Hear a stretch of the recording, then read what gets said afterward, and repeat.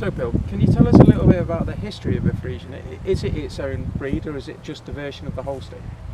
Well, the Friesian breed actually goes back over 100 years and was really formed from imported cattle largely from Holland, and so it gradually became more and more popular, and by the 1950s and 60s it was the #1 dairy breed, taking over from the Shorthorn. And the Friesian was extremely popular through those years, but then increasing numbers of Holsteins were playing a part from the 1970s onwards. But there were quite a few Friesian breeders who stuck with the British Friesian and didn't use any Holstein to keep the breed pure. And we now have a separate breed code for the British Friesian. They have to be 87.5% Friesian or higher to count as a Friesian. And most of our bulls would be close to 100% British Friesian, which is important to get the hybrid vigour for crossbreeding.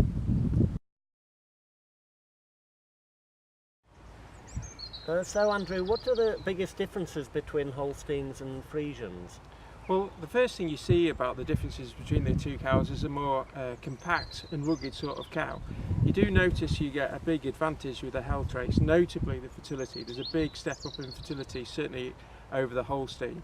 A longer life, easy cared cow, and while the production is slightly lighter in terms of kilos of milk produced, that advantage is gained back by higher yields of fat and protein, and certainly solids sold down the road, which is important for people on cheese contracts around the world, and it will certainly help them get the highest pence per litre.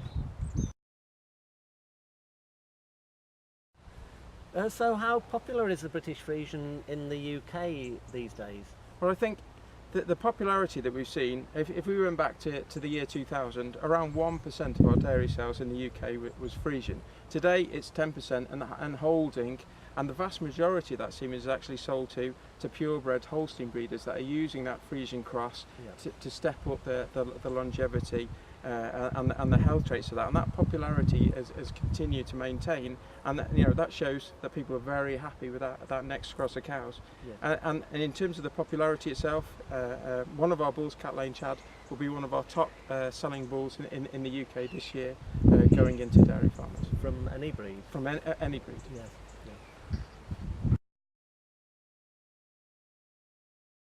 If I used a Friesian as a crossbred, what would I expect my next generation of cows to look like, and how would they perform?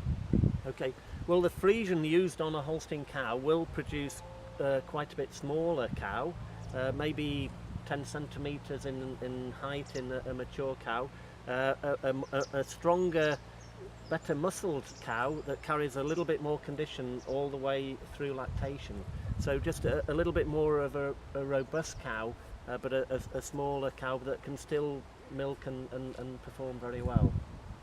And what sort of levels of yield would I expect if I had a 9,000 litre Holstein? What would I expect the performance? Well, I think the average yield of Holstein herds in the UK is about 9,200 at 3.9 and 3.17% protein, and the average for Friesians was just over 7,000 at 4.08 and 3.34% protein.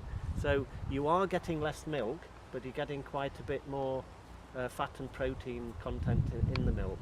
And I guess there's an element of, a lot of the Friesian herds are on a grassland type system, so the average yield might be a little bit lower, but you will get lower milk but higher fat and protein. And what sort of advantage could we expect to see from fertility? If that's something that motivates me to get my cows back in calf, what advantage could we get from the Friesian? There's quite a big difference between the Friesian and the Holstein on daughter fertility index, and the Animal Data Centre data shows it. The Friesian is actually the #1 breed on daughter fertility, and it's worth about a 7-day advantage on calving interval from ewes compared to the Holstein. And then if you add in hybrid vigour, that adds another 2 days. So you're talking about a nine-day advantage on calving interval purely from genetics of the average of the Friesian versus the Holstein. So there's definitely a big advantage in terms of getting cows in calf. So what sort of yield difference would we expect to see from that first cross if I use Friesians on my Holsteins? Well, the base difference, the genetic difference between the Friesian and the Holstein base is 700 kilograms of milk, and so that's sort of the level between the two breeds on milk production. The Friesian is higher on fat percent and higher on protein percent, so there are some advantages in that respect when you're looking at weight of fat and protein.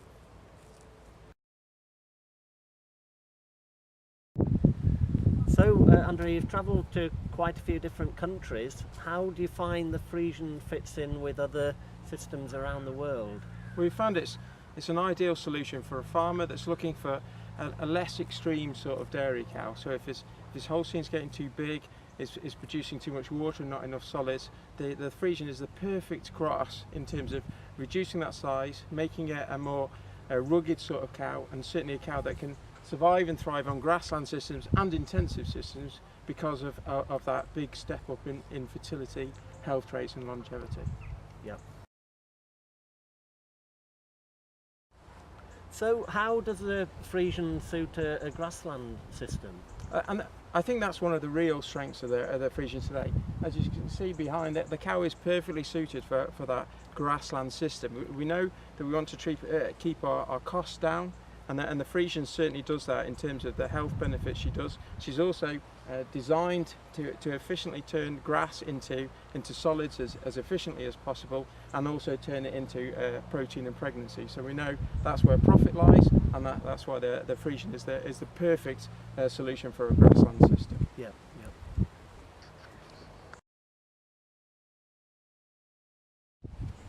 So there's a lot of talk about crossbreeding in the UK and around the world at the moment. How does the Friesian fit into people who are looking to crossbreed?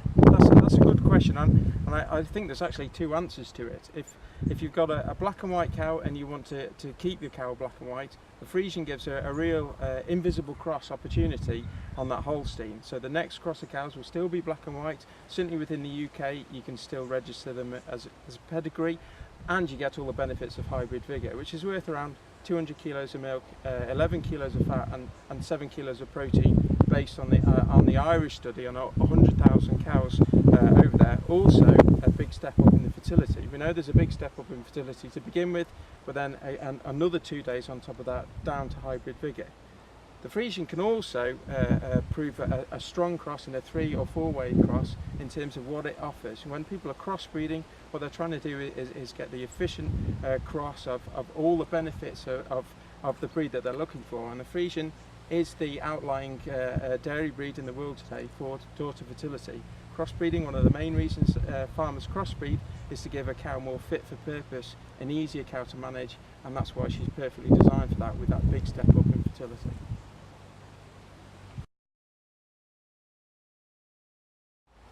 So Bill, could you give us examples of what sort of management and feeding systems you could use the British Friesian in? Well, a lot of breeders and farmers in the UK are using the Friesian on quite a wide range of management systems. It's definitely an excellent choice for using on a grassland system, a slightly lower input system. They're really well adapted to grazing, walking long ways to pastures, and converting grass into weight of fat and protein. There are quite a few people who are using Friesians in a higher input system, on a more intensive system, and the breed has worked very well for them as well. So it does have quite a cross-section, a wide range of systems that it works well on.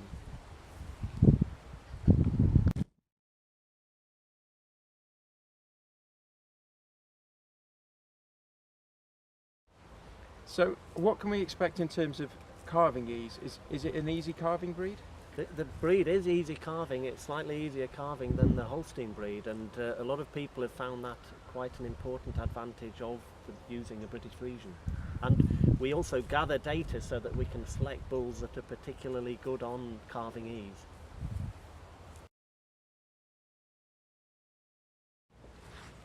So in terms of actually workability, what is a Friesian cow like to work with? I think the Friesian is a really super cow to work with. There's one of temperament and milking speed are factors that we've really concentrated on improving within the breed in the last 20-25 years, and they're just tremendous cows to work with. You can see they're nice quiet cows and really good to handle. Yeah, those are really important. Those are factors that I really look for as well when I'm looking to breed a bull. I make sure that the bull mother is good on milking speed and on temperament.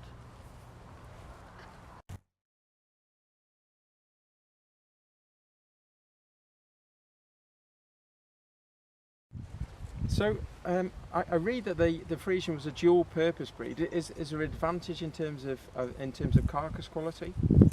Definitely you have a much better cull cow at the end of the day. The Frisian keeps better condition throughout her life and has a bit more muscle and power, and definitely the cull cow is a much more valuable animal than the pure Holstein.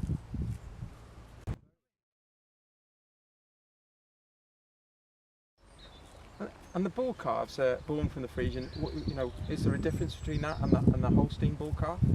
That is one of the real keys about using the Frisian on a Holstein, is that the bull calf is worth a lot more money. It's a much more popular with the beef farmers, and yep, a big advantage of using Frisian on the Holstein.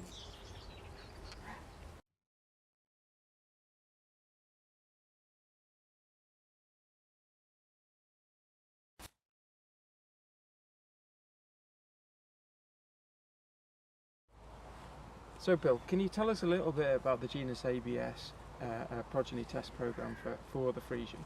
Yeah. Well, we're testing about 10 young bulls a year, and so we've got about 40 bulls altogether in the stud. So we actually have the biggest Frisian testing program of any company anywhere in the world. So that's, we're really making a big effort to try and select really top quality bulls for the future. And we now have genomics available in Friesians, so that just gives me a little bit of extra information deciding which bulls to buy, which bull mothers to work with.